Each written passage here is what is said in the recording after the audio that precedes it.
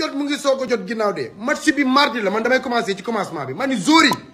nañu xam ni lii du match de football kese ndax l'histoire retiendra jël coupe d'Afrique da ngay dem coupe du monde par force nañu xam ne lii xare la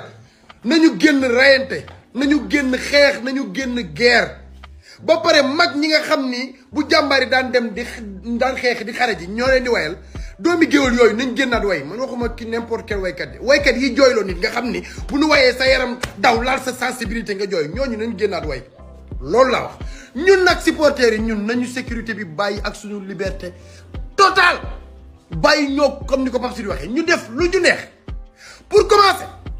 animateur buy noppalu ko amul lundi animateur da ngeen ni ñun ñëpp ay animé bongo maan yi ne ci réew mi nañu fexe ba teel ñoo wax hôtel bi jour égyptien yi di dal hôtel bi